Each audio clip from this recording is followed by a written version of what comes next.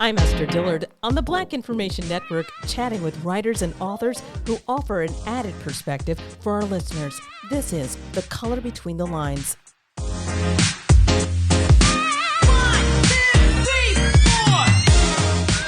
On this edition of The Color Between the Lines, we're speaking with an activist and man who has truly a mission to help those who are in need and the most vulnerable. His name is Dr. Terence Lester. He's the founder of an organization called Love Beyond Walls based in Atlanta, Georgia. This is a mission that helps the homeless. But he has come to the BIN with the release of his newest book, All God's Children: How Confronting Buried History Can Build Racial Solidarity. Welcome, Dr. Terence Lester, to the BIN. I'm so excited about being here with you today. All How's it right. going? Oh, it has been going good. And I understand you are a very busy man. You mentioned in this book that you never thought you would write a book about race. But then events in 2020 happened, including the deaths of George Floyd and Breonna Taylor. And it helped to inspire you to write this story. But you also had already been on, like I said, the front lines of injustice with your organization, Love Beyond Walls, helping people who were unhoused, finding homes. How did both your mission and what happened in 2020 create, I guess, the need for you to write this book that centers on race? Yeah. As you say, I've been doing work for um, Love Beyond Walls for over a decade, and we have been intentional about being about the work of narrative justice, reclaiming and reframing the harmful narratives that criminalize and exclude our neighbors without an address. And, over the past decade, I've always come in contact with people who don't necessarily understand the intersectionality of what it means to be unhoused. For instance, you can be a Black person who is unhoused that may be discriminated against because you're just Black, right? But the other social identity you have is that you are actually unhoused. And that's a totally different conversation. You could be discriminated against solely because you're unhoused. And then you add another layer, right? Where you may be living with a disability. And so all of these intersecting layers within themselves have their own separate experiences, but compounded can produce the type of injustice that we see, not only for our unhoused neighbors, but for any person of color who is unhoused and facing impoverishment in this country. And while doing this work, I started to realize that there are some parallels, right, of what it means to be unhoused and for me to be a Black man in this country, right? Like when you're unhoused, you're criminalized for existing in public space, right? As a Black man, you can be criminalized for existing in public space. We've seen that happen even in the instance with Ahmaud Arbery, right? For being unhoused, you can be overlooked and mistreated, socially excluded, right? Feared for experiencing homelessness, discriminated against for experiencing homelessness, and constantly having to fight false narratives for being unhoused. But isn't that the same thing that I have to do when I'm a Black man just trying to take care of my family, trying to navigate public space?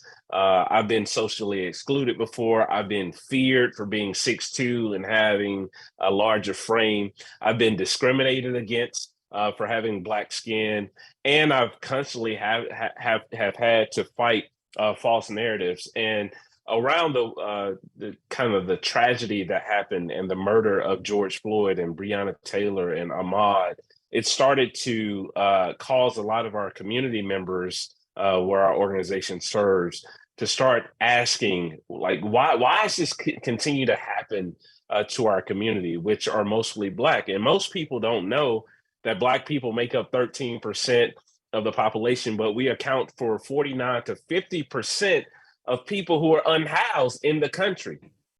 Well, in this book, it's a fascinating, interesting thing because you weave some of your own stories in there, and it was just interesting to read. You talk about the church and having a responsibility of, crafting some difficult, or at least engaging in difficult, honest conversations about race so that there can be some healing and solidarity, especially, I guess, within the white church and the black church, and that there's like these two worlds that sometimes don't merge or they don't collide. Could you kind of talk a little bit more about that? Yeah. So, firstly, I'm writing from this perspective of, man, just as a Black man who went to public school and wrestling with the fact that I did not have Black history taught to me throughout my K through 12 experience. And, there's research that shows from a scholarly perspective that most of the history books in public school or public education was written by white men, right? And there was this intentional exclusionary practice of leaving out Black history out of textbooks. And so, in one sense, I'm wrestling with this, and then I'm understanding that I'm actually learning Black history from my grandparents, right? My grandfather is still alive. He's almost 90 years old and can vividly talk about his one-on-one encounters with the KKK and how they almost took his life and left him in the hospital. My 91-year-old grandmother, who is still alive right now, talks to me, with a sharp mind, and tells me that certain parts of town where I can visit in the city of Atlanta, she could not visit. There are certain stores that, excluded Black people from actually working in those stores. She talks about the Atlanta Journal-Constitution, which was a newspaper who actually used to post lynchings, right? Public lynchings in this actual paper. And so, when we talk about history, you fast forward and you get to like the 1960s and 70s, where this emergence of this rhetoric called color blindness, right, was this primary way that even some churches tried to wrestle with, getting past racism, but it did not necessarily deal with the de facto discriminatory practices in the hearts of people once some of these policies were abolished, right? De jure law suggests that these are by law, right? We saw redlining, we saw Jim Crowism, we saw, black codes, we saw convict leasing, we saw all of these things.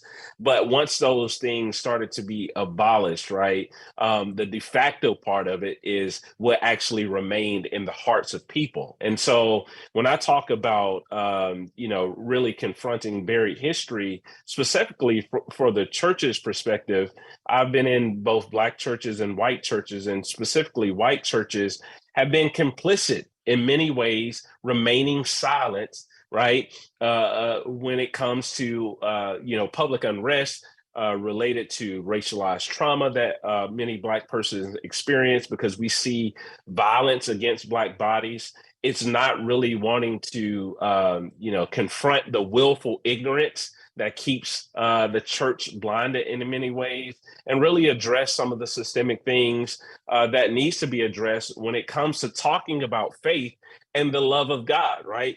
Many times we hear, you got to love your neighbor, right? White churches are really big on, you got to love your neighbor. But what I'm arguing is, not only do you need to love your neighbor, but you got to love the neighborhood that the neighbor emerges from. And then you have to be concerned about the issues that that neighborhood faces. I remember one part of your book where you were on the road promoting your book. Not promoting your book, but you were promoting the Love Beyond Walls organization. And you talked about how you had to go to the restroom. And you were driving around, going to churches, actually. You went to first to places like, the gas station, trying to find, and then you found churches. And you stopped at this one church, which was a white church, and they wouldn't let you in. And then you saw other white gentlemen allowed in. And it just was touching how you said, that that they wouldn't let you in, and then afterwards you realized that what it wasn't about that. It was more about race. It was about what they perceived you as a threat, and then you were able Yeah. to, I guess, that moment, was that something that was really key to you? Because you obviously put it in the book to try to bring home this point that you were just talking about. Yeah. Mm. I got chills listening to that. I remember vividly, I was on a campaign. My family and the organization and the board of directors allowed me to walk across the country, like literally walk on foot from Atlanta, Georgia to Washington, D.C., the White House, to bring attention to poverty and homelessness in our country. And so it took me 2 months to complete that journey. We turned the journey into a film called Voiceless, right? And, there were many days where I was walking through like the very southern parts of the country. And so there were times when people would call the police on me for walking. I wrestled with like racialized slurs while walking through, the northern part of Georgia, South Carolina, North Carolina, Virginia. And I remember vividly one day I was walking. I had completed almost 10 miles and I really had to use a restroom. And so I was walking in this community and there was a church. And so I normally had to keep my press release with me. I had two cars trailing with me for safety. And whenever I would stop, I would just show this and I would have to show a clip of what I'm doing. Right. And so I walk up to the door with this out and I show the assistant and the pastor, here it is. I'm doing this. I'm bringing awareness to this issue. Do you mind if I use the restroom? And they kind of casually stuck their head out of the door and told me no, they couldn't help me. But I was clearly seeing all of these other white people walk in and out of the building. And I'll never forget leaving that space just like really heartbroken because I'm a person of faith. And, when I read the scriptures, it said that Jesus said, foxes have holes, birds of the air have nests, but the Son of Man has nowhere to lay his head. And there it is. I'm in this on this property for this faith community, and they worship a person on Sundays who identifies with what it means to be unhoused and to roam around from place to place, but yet they didn't see my humanity because they only saw my skin color. And one of the things that kept me going when I was experiencing things like that is that I really tapped into what ML King is talking about, where he says darkness can't drive out darkness, hate can't drive out hate, only love can do that. And I had to tap into a part of love that made me realize that even the people who may be rejecting me in that area, I'm walking for those people too, because they may be faced with poverty, right? Which causes us to a greater sacrifice and surrender. And the reason I tell these narratives all throughout is because you can ban a book from a school and say it's CRT. You can ban Black history because you don't want to encounter the truth of what actually happened, but you can't not deny a person's existential experiences. And there are existential experiences that Black and Brown people face every single day that we don't even get a chance to talk about, right? But it kind of grounds us in a way to say, hey, if you care about me, you also got to care about my historical shaping. And if you want to stand in solidarity with me, you got to be concerned about what I face every single day. Awesome. I'm going to ask you at the end of this interview, of course, to tell us where, if anyone wants to help or contribute, they can go to. But before we do that, can you please tell me what you want to say as far as your overarching message for this book? Because it is an impactful book, and I hope that other people will pick up and read it. Yeah, when I say confronting buried history, I'm talking about really understanding how these historical events still has residue that's impacting Black and Brown communities. I'm encouraging folks who may not be Black or Brown that if they really want to stand in solidarity with Black folks, with Brown folks, with yellow folks, with folks who have been systemically marginalized in some way, then you've got to do more than just want to reconcile and forgive your way out of it, right?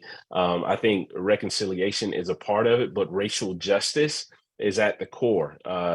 Racial solidarity is at the core. I read a quote the other day that says, that if you say that you're an ally, but you haven't been hit by the stones thrown at those that you claim to stand in solidarity with, then you're not standing close enough. Mm. And that's what I'm arguing in the book. You know, if you really want to be together with our community, if you really want to, resist systems and structures that have oppressed Black and brown people and still continue to do to this day, then you got to stand close enough. And that comes with lamenting, that comes with listening, that comes with immersing yourself to learn, that comes with showing deep compassion and empathy, that comes with standing alongside, and then it comes with using your voice, not just on social media, but really getting into the work and being moved with action. Well, Pastor Lester, you've preached a sermon already. I want to send out an amen to you. Can you tell us where, if there's anyone who wants to help you in your efforts to, as far as the homeless is concerned, where can they can direct themselves? Where should they direct it? Yeah, if you want to get involved or just learn more about our work, you can go to lovebeyondwalls.org. You can read up all about us there. If you want to look me up, I have a actual blog that I write called From Streets to Scholarship, and basically that emerges from this idea that I went from, sleeping in the park to having a PhD, and merging the two, like what does scholarship has to say about those who are being affected, but what is those who actually live on the streets have to say in critique to those in the academy. And so you can look me up, terencelester.org, and I would love to connect with you. Thank you so much, Dr. Terence Lester, for joining us on the BIN. Awesome. That's it for this edition. Thank you so much. Well, that's it for this edition of The Color Between the Lines. I'm Esther Dillard on the Black Information Network.